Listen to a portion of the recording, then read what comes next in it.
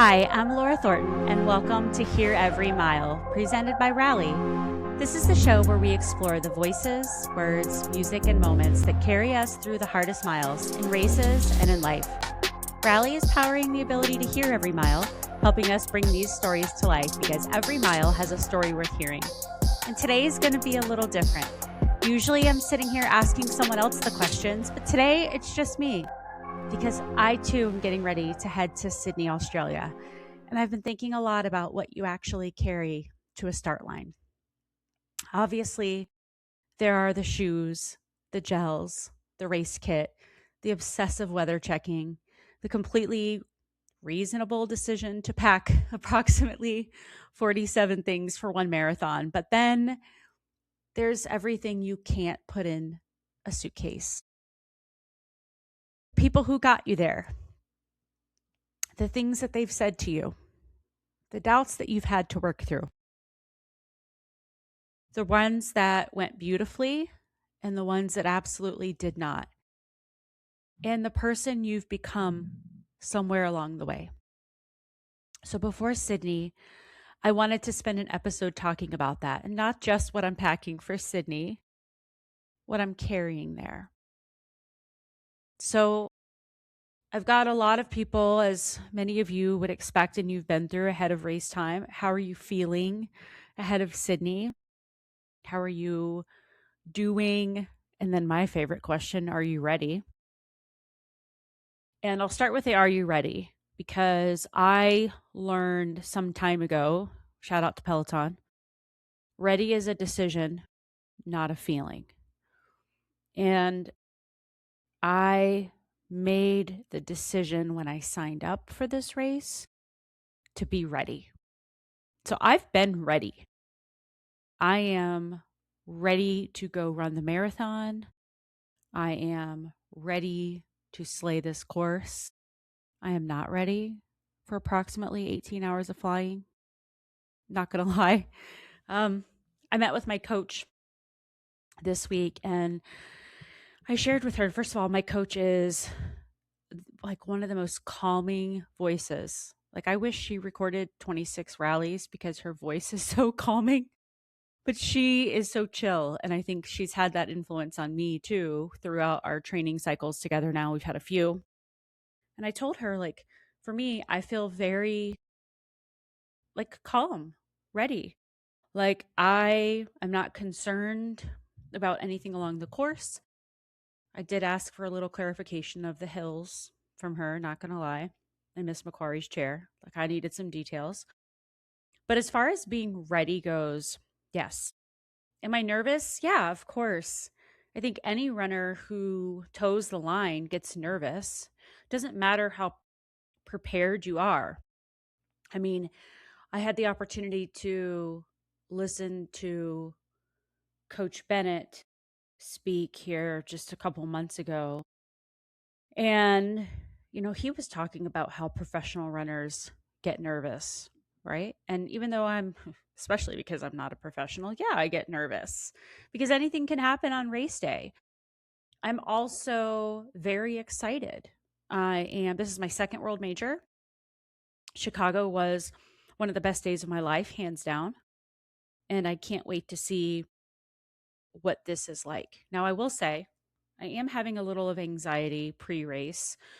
And it's weird because it's like on the treadmill specifically. Like I'm not anxious about my final long run tomorrow, but on the treadmill during my strides, I'm like, oh my gosh, what if I go flying off the treadmill? Public service announcement. I'm not going fast enough to be doing that. I mean, I guess you technically could, but those are like the irrational thoughts I have, right? Going through the hill intervals that she's got me going. I told her, I'm like, look, I'm pulling my speed back just because I'm anxious around that. But candidly, I am more nervous about the fact that I have a really tight connection from my Denver to San Francisco flight. It wasn't a tight connection until I started to do what we do as runners, go down the rabbit hole of looking at the flight and how on time is it, right? And then realizing, ooh, it's been late a lot recently. I'm worried about, oh gosh, we might barely make it. And okay, well, if I miss that flight, I can hop on one that goes through Tokyo a couple hours later. Like that kind of stuff That's part of, I think, just flying across the world, right? What feels different to me now is the unknown. I'm not flying here state to state. I am literally going to the other side of the planet. This is my first international major. I have been overseas before, 20 plus years ago. I went with my mom to England, Ireland, Scotland, that region. But I was also in my early 20s. I wasn't running a marathon. The world is a very different place. I didn't have 3 kids. I it just was a lot different. So for me, I think I'm more anxious around that, but I feel good. My legs feel good. My mind, this very second as we record, which is 2 weeks from today, I'll be doing the thing. So the other question that I have been asked is, has it hit you yet? Has it hit you that you're doing this? No, it hasn't. It probably won't hit me until Sydney sends out their official message on what time we start, what corral I'm in. Apparently, they're like notoriously late on this, or not late. It's just their schedule. So I don't think I'm going to hear until Tuesday race week. And again, this is Saturday, 2 weeks before race day. So in the States, 2 weeks from today will be the marathon. So I think then it'll hit me. I think it'll hit me the second I step foot on Australian grounds. It'll hit me. And then, of course, it will hit me like a rock at the shakeout runs with the We Run Foundation on Thursday, or during the mini marathon, as they're calling it, which, by the way, thank you, Australia, because I kind of think that and maybe we'll go down this rabbit hole in just a minute, but I feel like that's just a really funny thing that they're doing, because so many people get all worked up on the internet about, I ran a 5K marathon today, and people get all over them and worked up and upset, and it's not that deep. It's not that deep. For some people in this world, a 5K is their marathon. And it will be the longest distance they ever run. It is their marathon. So thank you to the TCS Sydney Marathon crew for calling the 5K the day before a mini marathon. Because you know what? My mom is running a mini marathon. My almost 8-year-old daughter is running the mini marathon. And of course, I am too. So I think it'll hit me there. Last year in Chicago, when I did the Abbott 5K, it hit me because there were just so many people who were there, who were doing the race the next day, and we all had the same feelings going on. So I think that, that's probably when it'll hit me more. Irrational fears are starting to creep up. Of course, like I mentioned, travel logistics. My race kit is coming on with me, but I am packing my gels. I am going to just send it literally in a suitcase to Australia because I just don't want anything to like flag in customs, right? Like I don't want TSA being extra bold that day, or somebody else made them mad, so they're going to take it out on me and toss my Huma gels.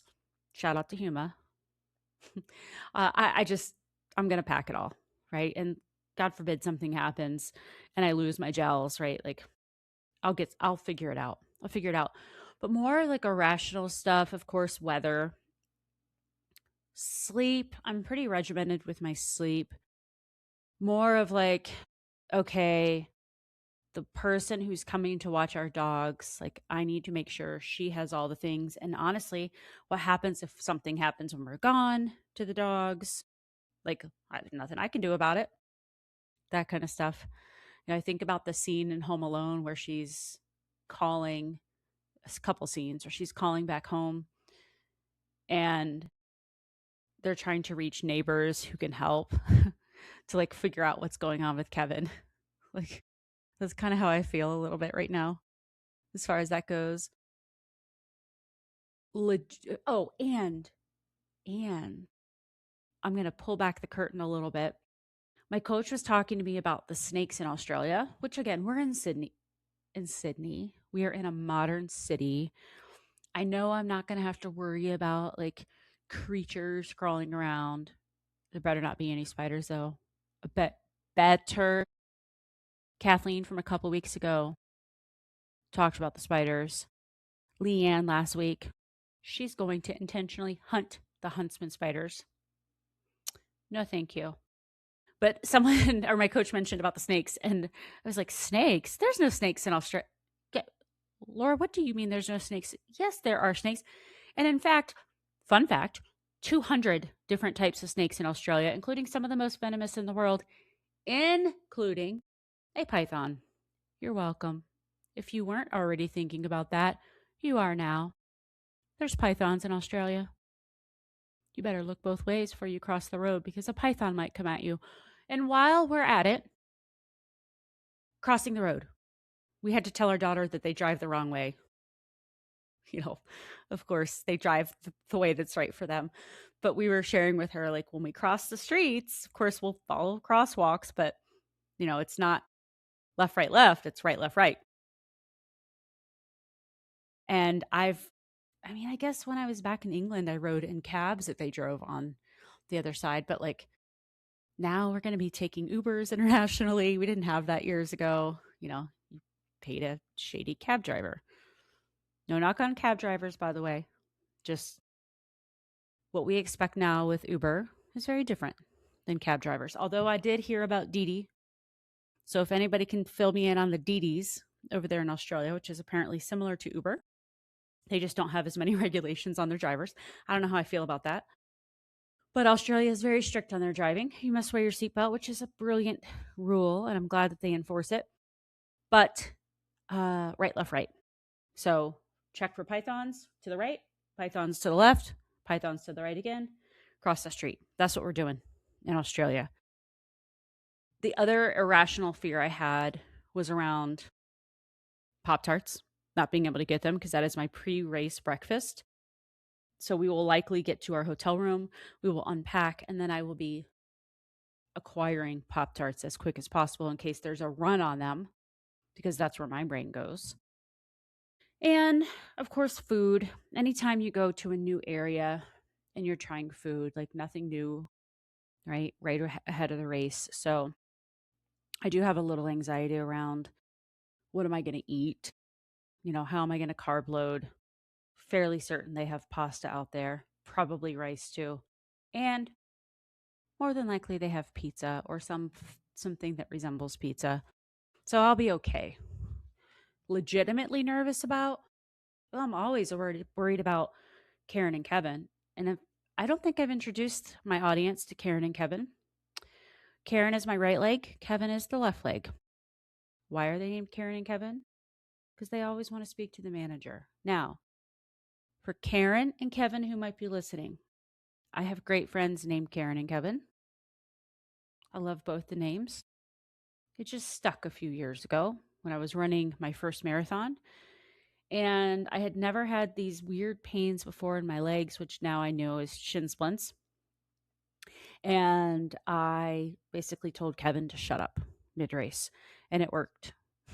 So since then, I've kind of named them Karen and Kevin. So they get cranky. So am I worried about them? Yeah, always. Taking my braces with me. I'm doing all the recovery, bringing all the recovery with me. Other legitimate worries. Weather. It looks right now like it's going to be really beautiful, but anything can happen. The things that I'm legitimately worried about, there really is no control over anyway, right? So I think I packed enough fuel for Australia that if I, for some reason, was out there twice as long on the race course as what I expected, I would have enough fuel. So I think I'll be okay. But those are some of the things that have come up in the questions people have asked me. Another question that I have gotten is, What am I most excited to experience in Sydney that has nothing to do with running? I don't know where my koala obsession started, but I remember I had a stuffed koala when I was a teenager. And I wonder if I still have it somewhere. And then I remember that somebody gave me a stuffed koala for graduation. And I know I still have that. But somewhere around there, I dreamed of holding a real one day. In fact, I even worked for a place for just under a year called Koala. So I'm excited to go see koalas. I'm excited to see this through my daughter's eyes. I don't know that she realizes how fortunate she is to be 7 years old and not only to be leaving the country, but to be going to a different continent on the other side of the world. And in fact, we just told her new teacher, hey, she's going to be there the first 4 days of school, but she's going to miss 7 days of school after that consecutive. And I was worried about how he was going to respond with kind of strict attendance rules. And his response really delighted me. And it was, she's going to learn more from this experience than she would in the first 7 days of school. So I'm elated to see her experience this. Although part of me wonders, like, is she going to get it? Is she going to, and it might just take us getting out the globe and like actually showing her where we're going. I am elated for my mom to see Australia and to put her feet down. She wants to put them in the water. Sharks. She wants to put them in the water, and it is winter there. Sharks. So she can do that if she wants to. Good for her. But I am very, very excited for my mom to experience this. She's never gotten to see me run a marathon either. So even though technically that does have to do with the finish line, I'm still excited for her to get to see it because I think that it lifts the human spirit up when you get to go see a marathon. You see the best of humanity in a marathon, and I will forever believe that. And my husband and I, when we got married, we had agreed, this is long before I was a runner, we had agreed that we wanted to spend our 10-year wedding anniversary. In fact, before we, like when we first started dating, we had this little journal of places we wanted to go, things we wanted to experience. And when we got married, right around that time, we agreed that we were going to spend our 10-year wedding anniversary in Australia. And we just celebrated our 9-year wedding anniversary in May. So technically, we're a little bit ahead of schedule. And so I am excited to be able to go and experience that. And I think for me, it's about, I grew up in a really small town, and a lot of the people that I grew up with are still in that same area. And for me, I I moved out of that area pretty early, mid 20s. I moved away, and then I moved further away and then further away. And so for me, dreaming big dreams of going places has always been something that I have wanted to do. And getting to see it come true. And it's definitely very, very surreal running in one of the most beautiful cities in the world. Of course, I am elated for the big secret that we have for our daughter, which I don't want to say what it is in case she's around here somewhere listening, eavesdropping in on me recording. But if you don't know what I'm talking about, episode 1, you will hear. So go back and listen to episode 1. But that is happening. And so there will be lots of video online about that surprise that we have for her.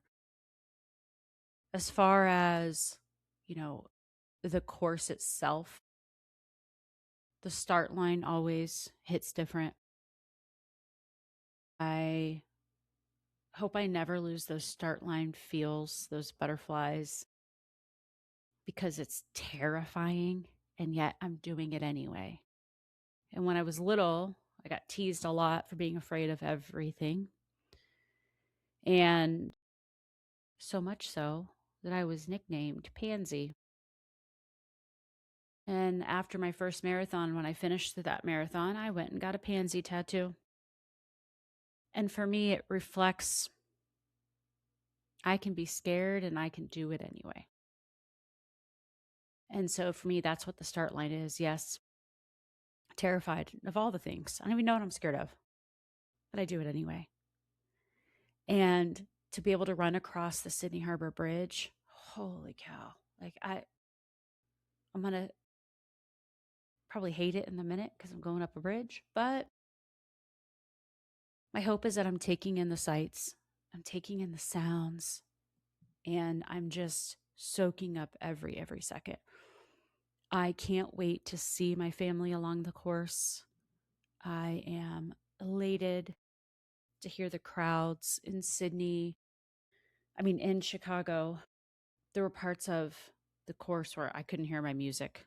Like my shocks were cranked all the way up and I couldn't hear it because I could hear the crowds. And you want to hear that.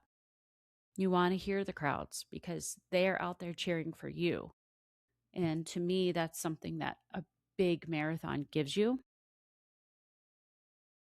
After finishing, someone told me before Chicago, they said, let them put the medal on you. And I, of course, had always taken my medals. And in Chicago, I let the volunteer put the medal on me. And it hit different. So I am definitely looking forward to getting my medal. I am looking forward to seeing the look on my mom's face when I cross the finish line. And I always, my husband, my daughter, unfortunately, my boys can't make the trip because let's be honest, 7 days of high school being missed would wreck their lives. I can't have that happen. Especially my oldest is going into his senior year, and I just didn't want to do that to them. It wasn't fair. So I look forward to seeing their faces through video call once I'm finished and seeing how proud they are of me. But what I'm imagining, I've tried to go through the course mentally and I'm trying to visualize it, which I've not ever done before. So I've really been listening to quite a few like race prep talks for this one and just trying to visualize what I'm doing, how my body is, how I'm breathing, going up these hills, going down the downhills, because this is a net elevation course. It is hilly, but it is a net elevation course. And so just trying to visualize all the people and the sounds, it's really out of this world exciting. As I reflect back, I'll talk about this training block. This training block has been really interesting to me. So I started training for the Ultra, which was a 50K. That one, the goal that my best friend Mindy and I had was just to finish. We didn't have a time goal. We just wanted to finish so that we could say we were ultra marathon finishers. And that training went really, really well. I had a kind of gnarly issue with my IT band during the race, which now I understand why. But I went right from that into Sydney. And the Sydney training, in 3 words, has been cool, calm, collected, which is very anti Laura. Like I am not, those are never words that you will ever hear used to describe me. I am not cool, nor am I calm, nor am I collected. But that is how this training cycle has been. And it's kind of like, the saying no news is good news. Like, I don't have anything of note. Like I executed. My coach gave me a plan. I executed it like to a T. And not to say there haven't been like really gnarly, terrible, miserably hot and humid uphill sprints on a treadmill in Alabama in May. Not that I remember one particular one, just saying in general. But there's nothing been like that's super notable. And I have been getting faster. I have been getting stronger. I got stride pods at the beginning of this training cycle. Actually, I think I got them ahead of the ultra, but I knew I was running Sydney and New York, and so I got them. And if you aren't familiar with them, also shout out to Stride. I got the Stride pods. You clip them to your shoes, and they look at your power, your running power. And for me, the reason I invested in them, because they are a big investment, the reason I invested in them is because when you're running hills, and New York and Sydney are both hills, I got them because I have a tendency to run my easy runs too hard and my hard runs too easy. And so I wanted proof. I wanted data. I wanted a number because if you tell me run how you feel, I am probably running too hard. So my plan was get these tripods, see what happens. I got the first one. I was like, oh my gosh. I got the second one because Karen was still talking back and I wanted to identify if there were any issues in my form. I have gone to see physical therapists and I get treated well, maintenance with the chiropractor. I have gone lots of places and they all say my running form is great. Seemingly, what we've identified is that very, very late in a race, or in particular, like if I'm doing a long, very slow, easy run, what was happening was my cadence was slowing down so much that my form was breaking down. And that was causing me to not use my form properly. So I think that my hips were basically breaking down and some other areas. So I have since now learned, hey, yeah, you can go slower and still have the same cadence. And that's a really, really hard thing to practice and learn until you have something like a stride pod or you have somebody there working with you in person. And so I have really paid attention to that, kind of, super steady have been my gains. And, I will tell you this time last year, if you had me do strides, my strides were probably 8-minute miles, just holding them for a very short amount of time. And no, I take that back. Probably 7:30. Let's say 7:30 miles. And right now I'm at 6:40 for my strides. So I've come a long, long way in this time since I got these stride pods. It's definitely been a big help. And I will say that if I could have picked a training cycle, like how I wanted it to go, it would be this. It'd be this. I've had to train in some really cold temperatures because, we did have some cold days. Fortunately, we didn't have conditions that kept me from running outside every week. So I've been able to do it, and maintain my tread training, but it's gone really, really smooth.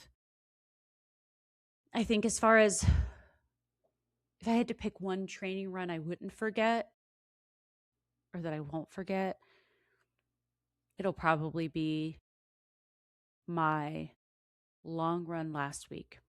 3.5 hours, 18 miles. Why won't I forget that one? Because it was forgettable. The time flew by. I had no nutrition, fueling challenges, not a single one, no bathroom issues. I had no like pain issues. It was smooth. It was hot, but I didn't have anything that kept me from executing. And if you have to pick the way you want a long run to go, it's that. It's seamless. And that's exactly what this particular run was. And so I'm very, very grateful for that. And of course, it's always helpful to have somebody to run with who makes the miles go by quicker. Mindy and I could probably run, well, we literally ran an ultra together and never ran out of things to talk about. And so that makes it go by a lot quicker too. And I think that that's how I want Sydney to go. Uneventful, nice and smooth. I've not had a moment this training cycle where I wondered if I could do this. Like I've not had a single moment. And it's been a while since I've had that. I think for me, Chicago was my redemption story because my first marathon, I hated it so much. And I said I'd never run a marathon again. And then I did, and I loved it. And then I did Vegas, and I have so many mixed feelings around Vegas, which is my PR,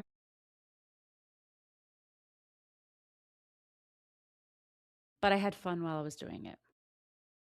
Obviously, what happened after that, which I've talked about in a couple of episodes, will forever overshadow that, which is another reason why I'm looking forward to this Sydney race, is because for me, like, I I want more memories of enjoying the race, of having a great time. And it just reminds me, my body, that I can do this. And so I think it's been really, really cool this go around to not have any reason to not believe.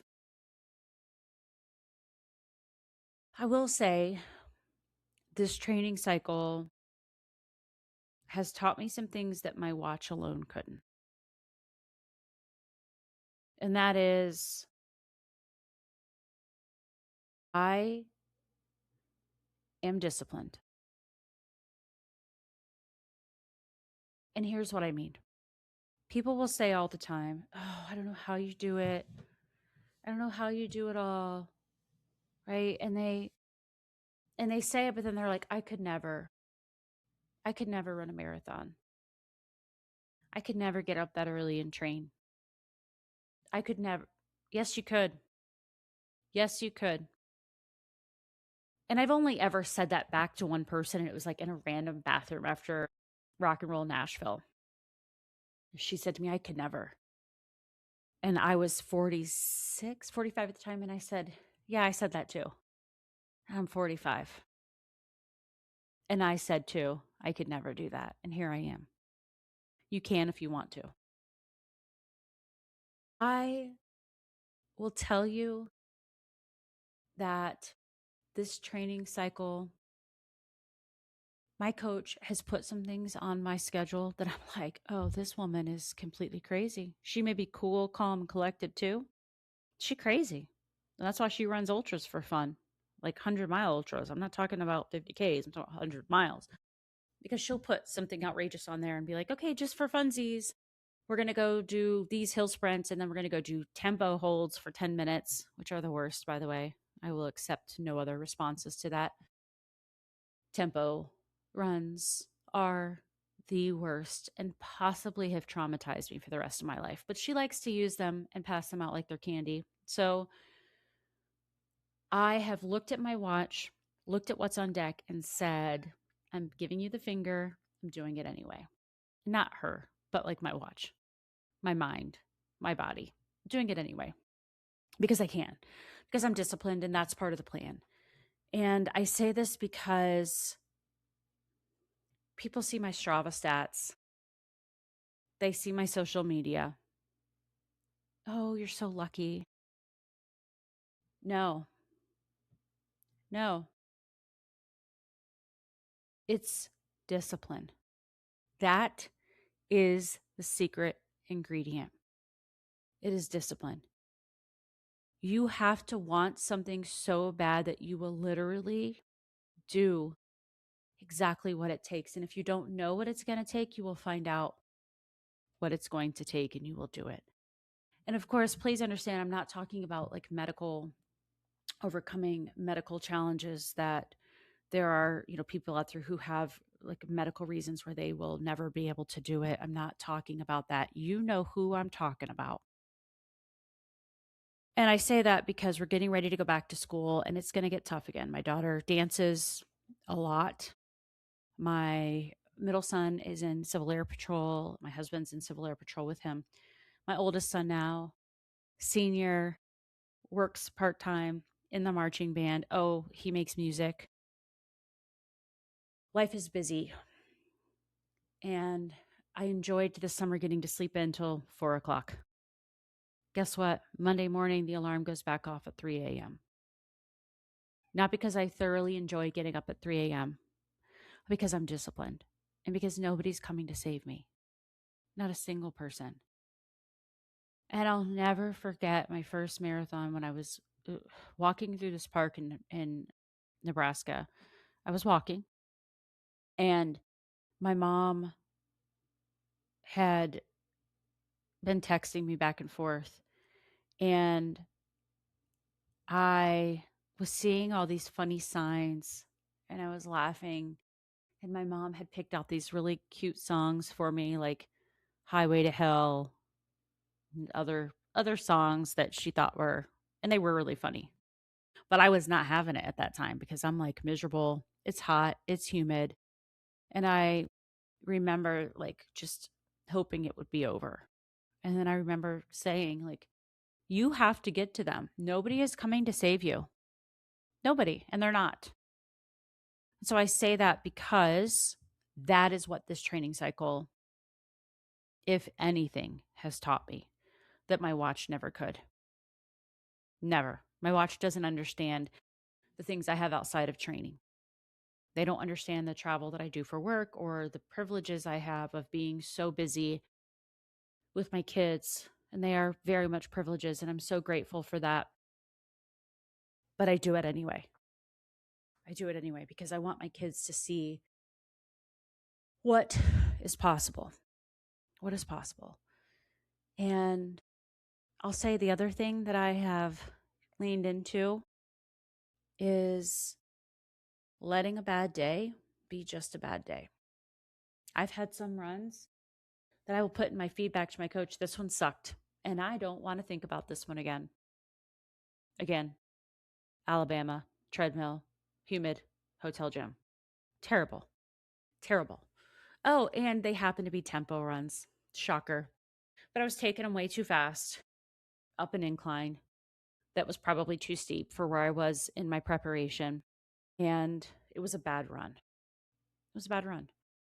And I had to let it go. I couldn't sit here and go, gosh, I'm not going to be able to do this. No, that's part of the training. And that's part marathon training breaks you down. And it does it intentionally because you know what? The marathon breaks you down. If everybody, if it were easy, everybody could do it.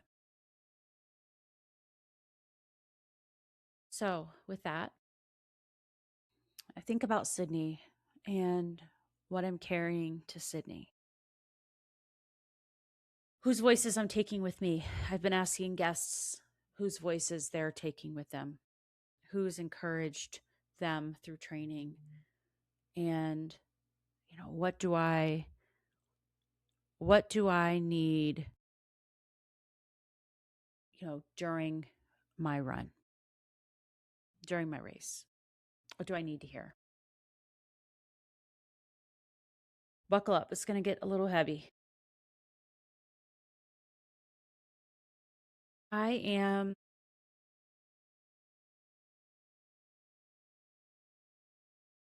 into Sydney. I think the thing that I've had some guilt around recently, and I am saying this out loud, and I don't know how this is going to go, but I'm going to say it anyway. You all know I lost my dad in October. Had my dad not passed away, we wouldn't be going to Australia. Period. When he passed, and I found out when I went home that Monday, he passed on a Sunday. I was home Monday in Tampa. I think I got the email Wednesday that I did not get picked by the lottery.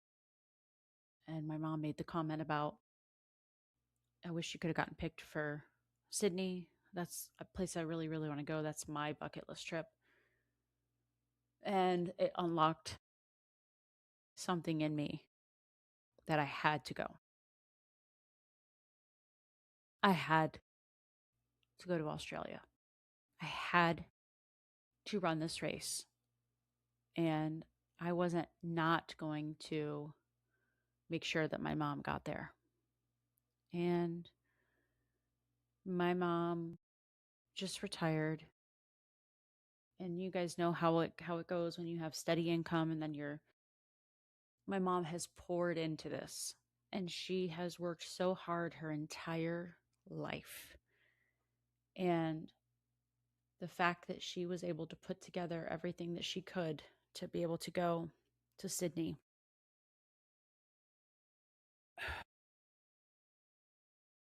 I don't think that she would have gone had my dad still been here.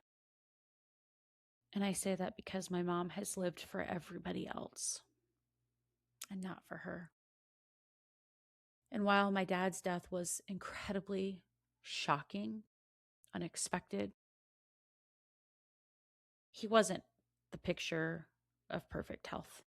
He wasn't. He had had a disease that was basically taking away his ability to walk, and he needed some extra support. And my mom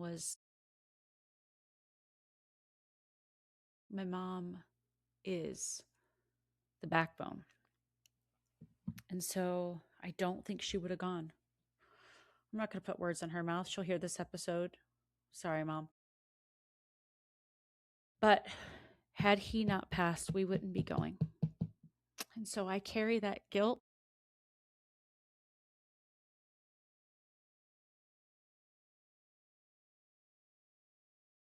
I want my mom to enjoy it, and I want to enjoy it.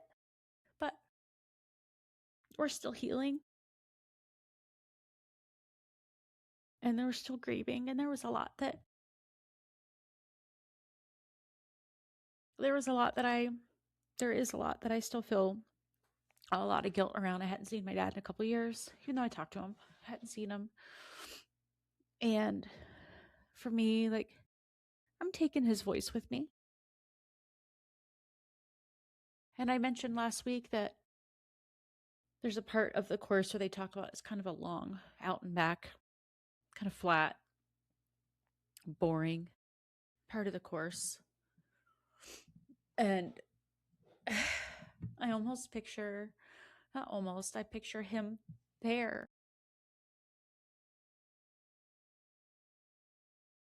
So I'm definitely carrying his voice with me. And I hope that I can leave behind the guilt that I have around this trip. I hope that I can leave that weight behind.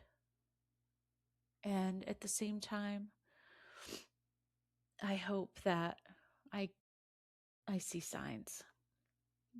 I hope that my dad is there with me. I hope that he makes the trip. And as far as other voices,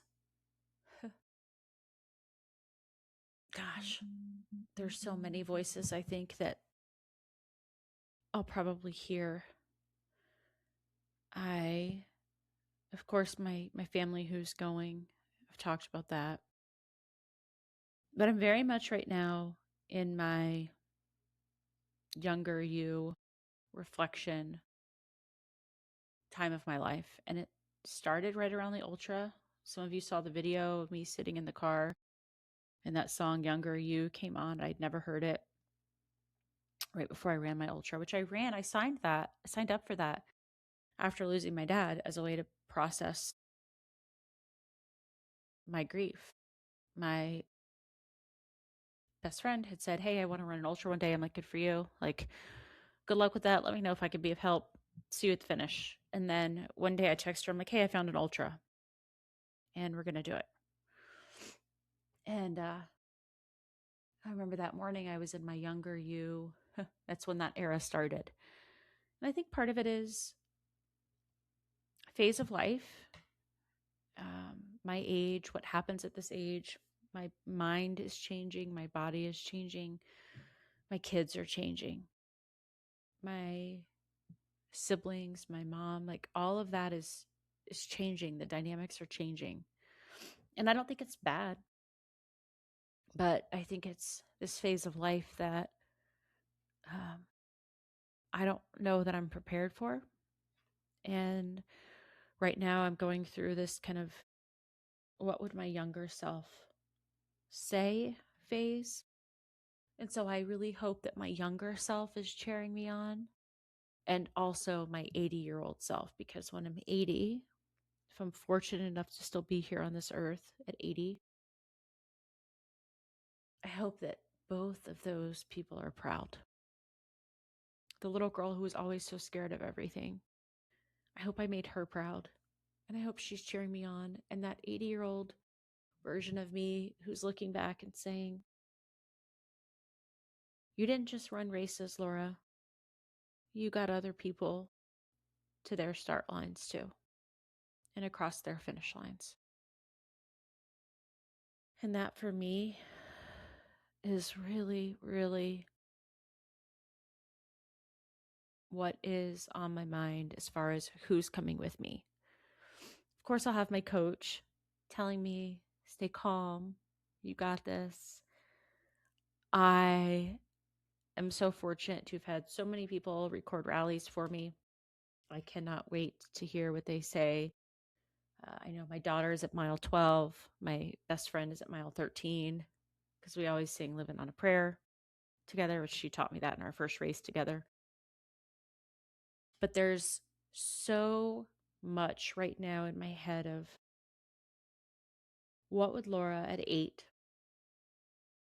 be saying right now? And when it gets hard, I want her cheering me on. I want my dad cheering me on.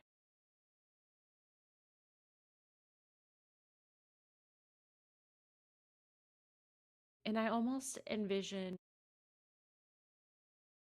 at the different points along the Sydney course, now that I kind of know what to expect because I've done Chicago, although the crowds at Chicago were elite. Shout out Chi-Town. I know that Chicago or that Sydney will be quieter. So for me, I hope that I can actually see each of these people in the crowd cheering me on at those points.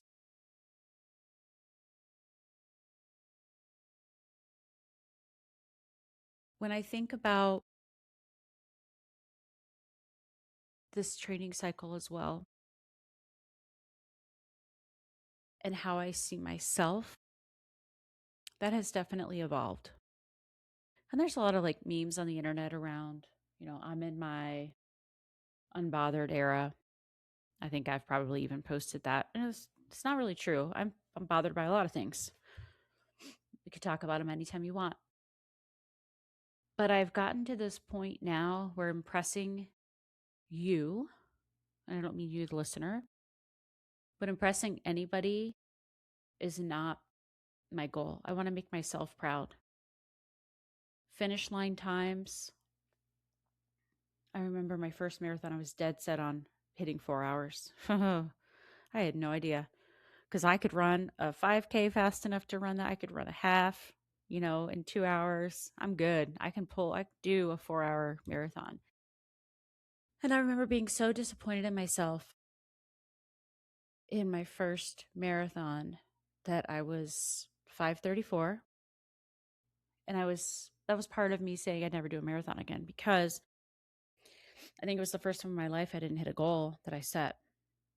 And I've come so far in just a couple of years with my relationship with my finish times. And I now really judge myself more of effort. Could I come back to myself and say, you did what you were supposed to do when no one is looking? That is what I care more about than a finish time. That is what I said to myself at Boulder Boulder. Am I really giving my all right now? Am I really struggling? Or am I having a pity party for myself? And I think that for me, I'm in that era. And so I'm excited to see what it does for my racing, for my running. And I think that it's found me at the right time in life because things that I'm not taking with me to Sydney, yes, I have a goal. I have a goal. My goal is to beat my last marathon time. Why do I have that goal? Which that was 4:34. My goal is 4:30. Okay. What I am not going to do is I am not going to obsess over it during the race. I'm going to stick to the plan, focus on running by power like I have this entire training cycle. And I'm not going to do what I did in Chicago, which was I was so upset with myself for not breaking 5 hours, which was my goal, that I was disappointed in myself. I am not taking that with me to Sydney. I am not interested in anything other than being proud of what it took to get me there and how I showed up. That's what I'm taking with me, is knowing that I'm not going to do those things. Because you know what? I'm not defined. Just like I tell you, I am not defined by my finish time. I am not defined by my medals. I am not defined by which races I'm running. It is, yes, is it a personal goal for me to earn my 7 stars? Yes. Before I turn 50? Yes. That is a goal. Nowhere in that goal did I say I want to do it in 4 hours. I want to qualify for Boston. That Boston could be a whole other episode. A whole other episode around how I feel around getting there and my path to Boston. We could certainly talk about that one day, but I know this. I know that it has taken a heck of a lot for me to get to where I am, to make this progress. So yeah, that's my A goal. My B goal is to say that I had one of the best days of my life and that I enjoyed it and that I followed the plan. I still got my runner's high at the finish and I had a blast along the way. That is what I want. And for me, that's what's going to be the victory when I cross the line. That's more important. When I'm running, of course, I'm going to be using Rally. I already mentioned that most of my miles are already accounted for. What I hope that I hear in my Rally is I hope I hear from the people who mean the most to me, who are influential in my lives, because you are the sum of the people you spend the most time with. So if you're not happy with who you are, look at who you're hanging out with. Look at who's in your ear. Look at what you're listening to, what you're consuming, and change it. I made the decision back in January to clear my social media of celebrities. I mean, I still have like runners in there. Don't get it twisted. Certain runners, not all of them, but people who inspire me and not people who I saw as someone who could make me feel less than myself for my finish times, or people who weren't adding to my mentals, right? Like I only wanted to surround myself with people who were going to do good things for me. And so what I want to hear is, of course, I want to hear from them. I want to hear their words of encouragement, but more than anything, what I hope I hear is that I'm loved and that I've made a difference and that somebody is a little closer to where they want to be because of something that I've said or something that I've done or the kindness I've shown, because that in the end is what's going to get me to the finish line. That.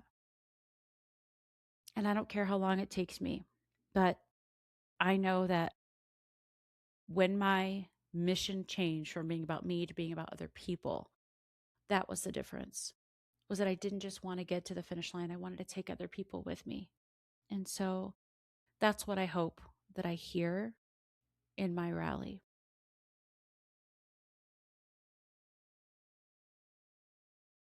However, I know that at some point in Sydney, it's going to hurt.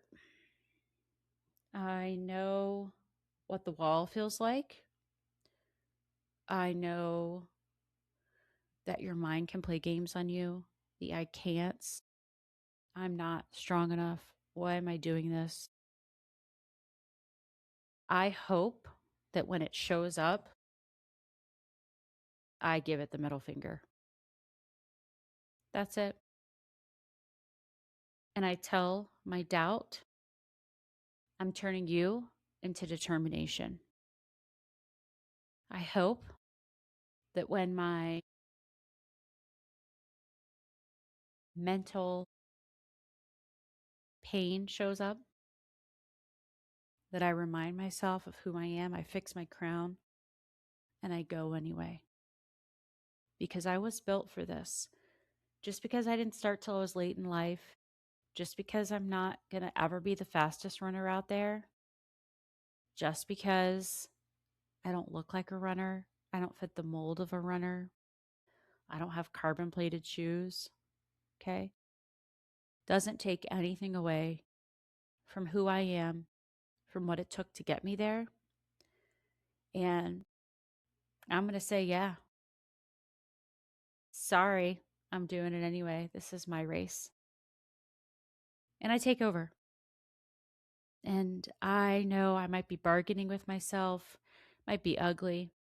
I might be saying, gosh, I could have been, walking around the Sydney Zoo looking for one of those 200 species of snakes. But yet I'm here. Or snuggling with a koala. But yet I'm here.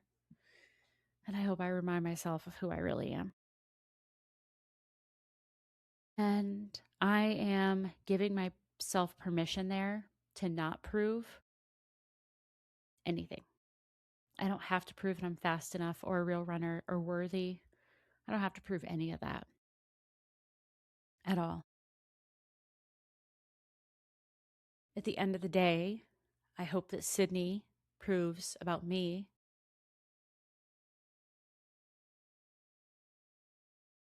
that I was brave, that I want to be careful of using the word strong because even the strongest people have weak moments. That I was strong enough to push through some of the things that have come at me in the last year. Shoot, they've come at all of us in the last 6 years. But for me, I hope that Sydney shows me who I really am. And while I'm along the course, the most important thing to me is that I notice everything. I want to see the views. I want to see the people cheering. I want to hear the crowds cheering. I want to see the opera house, truly see it. Not because there's the finish line, but because it's beautiful. I want to see other people holding out a hand to lift a runner up, extending a hand to get them across the finish line. That's what I want to see. I don't want to be so engulfed in myself in this race that I don't notice everything else. I want to actually be present in the race that I have worked so hard for. To those of you who are standing at your own version of a start line, maybe you're not running anything right now. Maybe you're about to start a new job. Maybe you're walking away from something to a new start line. Maybe you're trying again.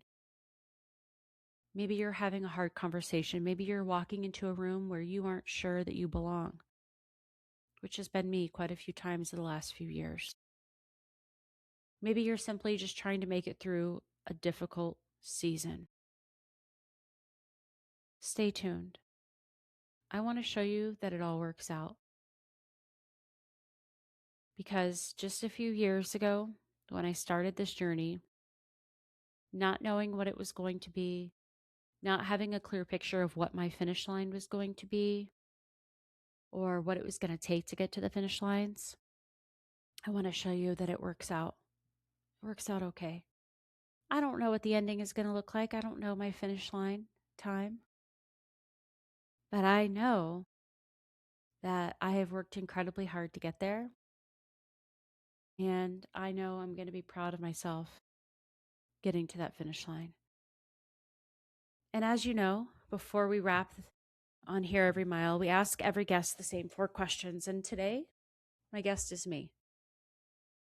So, when things get hard, what's a song I want to hear and why? There's a song Charlie Puth, Wiz Khalifa, See You Again. Shout out to Wiz. He's running, you guys. He is running. He's a runner. See You Again is a song that I tribute to my mentor who passed away, gosh, almost 6 years ago now. And he, I learned, he's also a whole other episode. I learned so much about life from him in just the short amount of time that I was with him. And he definitely changed my life. And so when things get hard, I want to hear See You Again because I want to tell him about the long day. I want to tell him about the hard times. And I want to show him how it ended. He was a gunny sergeant. He was in Vietnam. He saw a lot of hard things, a lot of ugly things. But he was awarded a pretty incredible medal for saving a lot of other soldiers. And I remember to this day, we were sitting at the Columbia restaurant in Tampa, Florida, when he was sharing with me the story and he was telling me about it. And he was so proud because he got these soldiers to safety in his acts. And I remember thinking, wow, like you saved so many lives, you changed lives. And that impact that he had, I don't know that I really started to share that impact in the form of like me passing it on just until the last few years. It's been with me, but I haven't passed it on. And so when I hear it's been a long day without you, my friend, I'll tell you all about it when I see you again. I want to hear that. One sentence that I've heard that will carry me into my next mile.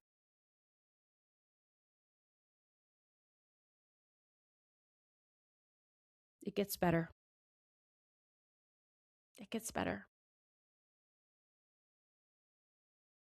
Like many of you, I've had many dark days in my life, dark moments, dark times where I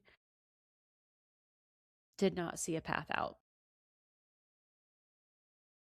And I will tell myself it gets better because we all know when you break through the other side of that wall, there's a beautiful harbor on the other side. And that's what I want to carry. If I could leave a message for someone else to find on the day that they need it the most, what I would say is don't give up. Have hope because giving up really gets you in a worse place than where you are. You have to have hope. You have to. And yes, we all hit a mile 20 in races and in life. And if someone feels like they have hit their wall today, what do I hope that they hear? I hope you hear, and again, I can't say this originated from me. This was definitely a Robin Arzon quote. You've made it through 100% of your hardest days. You have. We all have. If you are hearing me right now, you have made it through 100% of your hardest days. And that's what I'm taking with me into Sydney. An overwhelming amount of excitement, some nerves, probably too many gels in my suitcase, probably too many of a lot of things in my suitcase. But more than anything, I'm taking people with me. Your words, your encouragement, your voices. And that's why I created Here Every Mile in the first place, because sometimes the thing that gets you through the next mile isn't something you find inside yourself. It's not. Somebody else, they give it to you. And Rally, for example, they help us make that encouragement something you can carry with you. I was listening to my brother's messages the other day from my ultra, and I cannot wait to hear what your messages are in Sydney. Thank you for joining me for this one. And if something in this episode made you think of somebody who's heading toward their own big start line, or maybe somebody who's right in the middle of a really hard mile, send them this episode because maybe it can be one of the voices that they carry with them. Every mile has a story. Every story has the power to encourage someone else. Until next time, keep going. And if this resonated with you, Laura on a Mission on socials. Every week, I do a mission spotlight where I spotlight one person who is doing a really, really incredible thing, something gritty. They're fighting for something, they are pushing towards something.